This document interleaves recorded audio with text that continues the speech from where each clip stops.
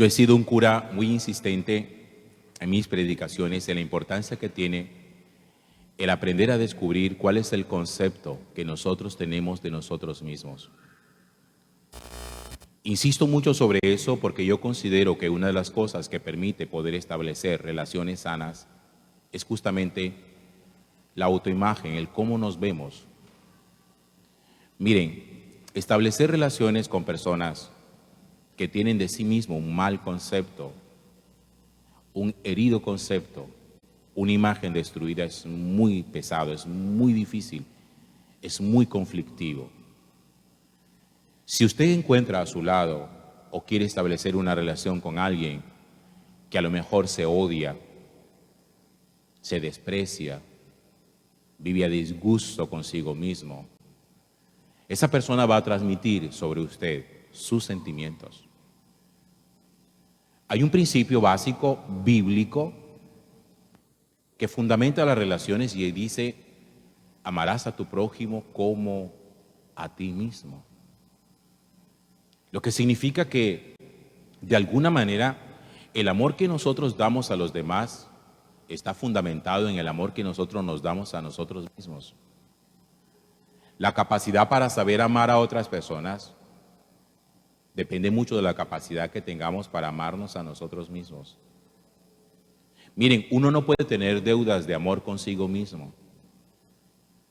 Usted no puede andar por la vida odiándose, pensando que es una basura, pensando que es una persona inservible, que es un inútil, pensando que su vida no tiene ninguna razón de ser sobre la tierra. Y pretender al mismo tiempo amar a alguien. Hay una contradicción muy grande entre pretender amar a otro y no amarnos a nosotros mismos. Por eso, insisto, la importancia que tiene la autoimagen, la autovaloración. Ahora, dicho eso, también quiero que nos pongamos a pensar la autovaloración que tenemos de nosotros, ¿de dónde depende? ¿Usted de dónde saca su valía personal? ¿Dónde ha tomado usted el fundamento para decir soy una persona valiosa? ¿Por qué lo cree? ¿De qué depende ello? Porque yo pienso que, por lo menos es lo que a mí me ha enseñado el Señor a través de su palabra, que el Señor tiene de nosotros un concepto muy distinto del que muchas veces nosotros tenemos de nosotros mismos. Y por eso siempre es bueno, conociendo la Sagrada Escritura, comparar con el concepto personal que tenemos de nosotros. ¿Ustedes alguna vez han visto la manera tan particular y especial que Jesús tenía para tratar a la gente que era despreciada en su época? ¿Ustedes saben cuántas personas eran despreciadas en la época de Jesús? Miren, los niños eran despreciados. Despreciados en la medida en que los niños no podían tener contacto público con los adultos. Por eso acuérdense que cuando Jesús se le acercaban niños, los apóstoles pretendían apartarlos de él, como que quítense de ahí, como que no molesten, no fastidien, no toquen. Y Jesús le dice: oiga, tranquilo, dejen que los niños se acerquen. En la época de Jesús era despreciada la gente enferma, porque se consideraba que la enfermedad era un castigo de Dios. Por lo tanto, todo enfermo era un pecador. En la época de Jesús eran despreciadas las mujeres que habían enviudado, porque no tenía ningún varón que las respaldara. En la época de Jesús eran muy despreciados al punto de la muerte las mujeres que eran sorprendidas en adulterio. Eran muy despreciadas las prostitutas. Acuérdense que el Evangelio nos muestra qué pretendían hacer con la mujer sorprendida en adulterio, que le iban a apedrear, y Jesús la trató con una consideración totalmente distinta. Aquella mujer de María Magdalena, de la que dice la Sagrada Escritura que sacó 7 espíritus inmundos, es decir, una mujer que estaba poseída plenamente por el mal. Aquella mujer que era prostituta y que le lavaba los pies a Jesús con sus lágrimas, la manera tan especial como Jesús la trató. El trato de Jesús con cada persona que es considerada despreciable es muy distinto. Nosotros nos hemos inventado Afortunadamente ya no se usan tanto esos conceptos, pero una vez nos inventamos el concepto de desechable. Le llamábamos a los habitantes de la calle, acuérdense, desechable. Ah, ese es un desechable. Y todavía nos cuesta mucho trabajo poder tener una buena relación con gente que es habitante de la calle, porque es como si en el fondo les tuviéramos miedo a ellos. Es que hay un autodesprecio, y la gente que se autodesprecia es fácilmente visible. Miren, la gente que se autodesprecia se hace mucho daño. La gente que se autodesprecia consume alcohol desaforadamente. Eso es un autodesprecio. La gente que se autodesprecia consume droga. Eso es un autodesprecio. Eso no es un desarrollo de la libre personalidad. Que vayan con su invento a otro lado. Eso es un autodesprecio. Porque en el fondo es como querer infligirme un castigo. Me tengo que castigar. Me tengo que hacer daño. Me tengo que autodestruir. Y delante de Dios también cuenta mucho la manera como usted se mira. A ver, díganme ustedes, a excepción de la Virgen María, que eso es clase aparte, díganme ustedes dónde había alguna persona de las que el Señor, de la que Dios llamó en algún momento para que fueran servidores suyos. Que uno diga, este era intachable. Abraham era un anciano. Abraham había caído en adulterio porque había tenido un hijo fuera del matrimonio. Abraham no clasifica dentro de la gente que uno diga, este tiene todas las características de un santo. David, el rey, ni se diga. Fue asesino, adúltero, mentiroso, mujeriego. Y sin embargo es el gran rey David. Jeremías era un pobre pelao. Él mismo lo dice, ay Señor, mira que yo estoy muy joven, yo no clasifico para esto. Isaías se llama a sí mismo un hombre de labios impuros. Moisés es un hombre que dice, Señor, mira que yo no sé hablar. Total, agarre usted cualquiera de las personas que aparecen en la Sagrada Escritura, a quienes Dios llama a servirle, oiga, ninguno clasifica para nada. Y nada es nada. Sin embargo, no hay que fijarse a quién llaman, sino quién es el que llama. Porque aquí realmente la grandeza no está en el que es llamado, sino aquel quien llama. Al final el Señor le dice, mira, tú no importa lo que hayas hecho, es que aquí el que te está llamando soy yo soy a ti el que te respaldo.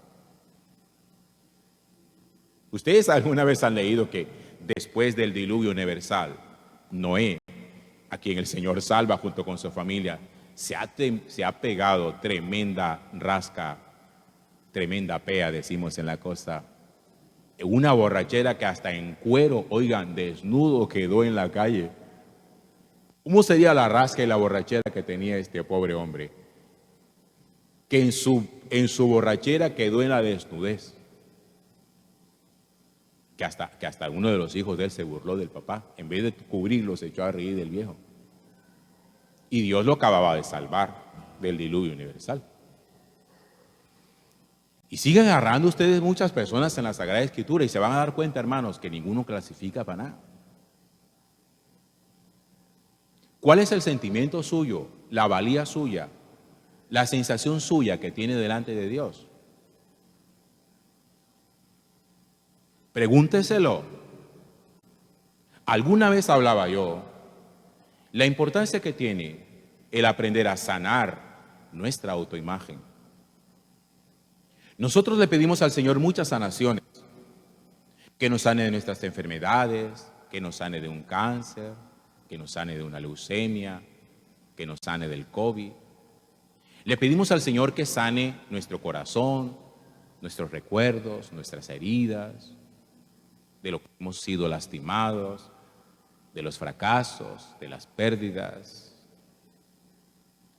Pero alguna vez le hemos dicho al Señor que sane nuestra imagen personal, que sane el concepto que yo tengo de mí. Porque a lo mejor es un concepto o supravalorado o infravalorado.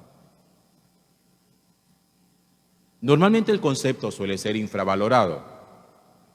Como que yo soy una basura, yo soy una porquería, yo no sirvo para nada. Y eso lo refuerza muchas veces en nuestra familia, que en medio de la desesperación los papás le dicen a uno, es que tú eres un bueno para nada, tú eres un acabarropa, tú no sirves para nada, tú eres un inútil. Contigo perdimos nuestro tiempo, perdimos nuestra plata. Imagínense ustedes, ya viene uno con un autoconcepto muy pobre y fuera de eso, vienen los papás a reforzárselo a uno. Una persona así no da chicle. Y andan siempre temerosos, no son capaces de aceptar un trabajo. No es que eso me queda muy grande a mí, yo no sirvo para eso, yo no voy a ser capaz. ¿Cuántas veces empieza uno un trabajo con ese sentimiento? Que no es capaz. Y estudió, se preparó para ello y aún así siente que no es capaz. Todo depende del autoconcepto, de la autoimagen. Hermano, pregúntese usted delante del Señor, en el Santísimo, en su oración personal, en su meditación de la palabra, ¿usted qué piensa de usted? Y pídele al Señor que sane eso. Eso necesita ser sanado. Porque si no sanamos eso, nosotros no vamos a funcionar nunca en ninguna relación que pretendamos tener.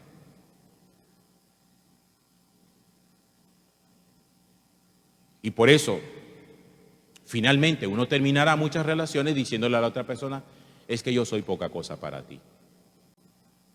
No es esa la razón que muchos argumentan para terminar. Es que tú eres mucha mujer para mí. Tú mereces a alguien mejor que yo. Eso es un autoconcepto, lo que usted acaba de emitir es una autoimagen. ¿Usted cree que va a dar pie con bola así? O permítame decírselo de esta manera, a ver, así, a carta abierta, pues, para que no lo vaya a olvidar nunca. Si usted tiene un concepto de sí mismo, de que usted es una porquería, ¿cuál es la persona que cree que debería tener a su lado? Otra porquería. Porque si usted le dice a alguien, tú eres demasiado para mí, necesito a alguien como yo, entonces supongo que lo que está diciendo es eso. Aunque no lo diga, eso es lo que da a entender. Que necesito a alguien que esté como yo, hundido como yo, en la misma basura como yo, en la misma porquería como yo. ¿Por qué es que tú estás a demasiada altura? La sanación de esa parte, donde uno aprende a mirarse con los mismos ojos con que Dios lo mira, con ojos de misericordia. Por eso, a mí siempre me ha consolado mucho como sacerdote ese texto de la segunda lectura de hoy del apóstol San Pablo, que escribe en la primera lectura a los Corintios, en el capítulo 2. Miren lo que dice el apóstol Pablo. Fíjense ustedes, hermanos, en sus asambleas. Las asambleas es esto, ¿no? No hay en ella muchos sabios en lo humano, ni muchos poderosos, ni muchos aristócratas, sino que lo necio del mundo, lo ha escogido Dios para humillar a los sabios, y lo débil del mundo lo ha escogido Dios para humillar a los poderosos. Lo necio y lo débil. Imagínense el tipo de selección que Dios hace cuando elige a alguien para hacer una obra de su grandeza. Lo necio y lo débil. Y sigue diciendo el apóstol Pablo, aún más ha escogido la gente baja del mundo, lo despreciable, lo que no cuenta, para anular a lo que cuenta, de modo que nadie pueda gloriarse en presencia del Señor. Así, de esa manera, cuando uno descubre lo que Dios es capaz de hacer a través de nosotros, uno dice, esto no es por mi grandeza, porque grandeza no tengo. Esto es por el poder y por la gloria de Dios. Varios de ustedes que son artesanos, ¿de qué depende el arte? ¿De qué depende la eficacia de una obra terminada? No depende del instrumento, depende de la mano que coge el instrumento. Porque uno podría tener hasta un serrucho que le falta dientes, pero si usted es hábil, sabe utilizarlo. Uno podría tener un martillo de esos que está partido y que solamente funciona por un lado, pero si usted es hábil, sabe utilizarlo. Y así coja cualquier herramienta usted, cualquiera. Cuando no habían picadoras eléctricas, las mamás nuestras no se rayaban pues los dedos ahí con el rallador manual. Y no se varaban. Ay, se me dañó la picadora. Agarre un rallador, hombre. Es que ya uno hoy se inutiliza, porque uno cree que todo depende del instrumento y que si el instrumento no lo tengo, yo no funciono. Dios funciona con cualquier instrumento, por chueco que esté. Por chueco que esté. Acuérdense que cuando llamó a Mateo, Mateo estaba en situación de pecado. Cuando entró a la casa de Zaqueo, Zaqueo estaba en situación de pecado. Cuando se agachó delante de la mujer sorprendida en adulterio, estaba en situación de pecado.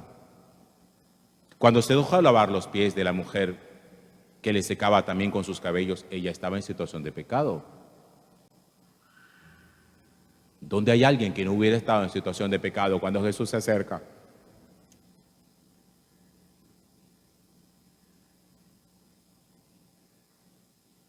No hay ni uno solo. Así que me va a venir usted a mí a decirme, es que yo soy pecador. Usted no me está diciendo a mí nada nuevo. Dios lo sabe y yo lo sé. Que es que me da pena confesarme con el Padre Juan porque me va a conocer. ¿Y usted qué cree? ¿Que yo pienso que usted es santo, una santa? Si no conozco sus pecados, me los imagino.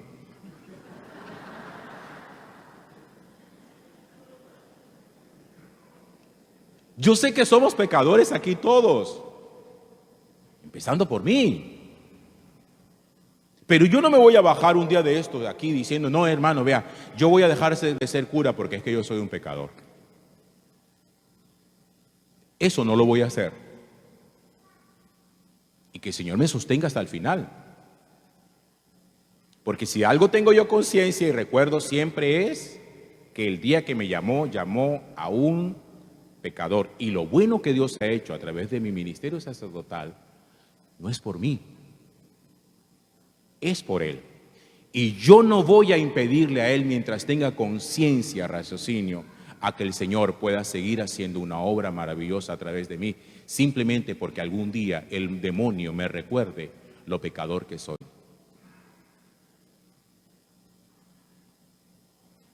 Porque yo sé que el concepto que puedo tener de mí mismo es distinto al concepto que tiene Dios de mí.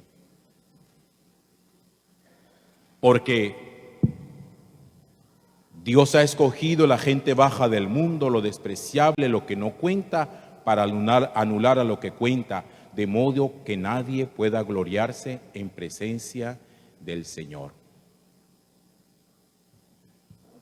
Por eso ningún apóstol de Cristo debe llevar aplausos.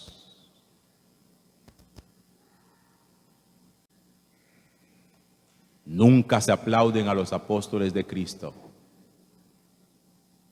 El único que merece la gloria y la honra es Él, que elige a quienes han de servirle, para que se quede patente su grandeza y no la sabiduría y la grandeza humana. Amén.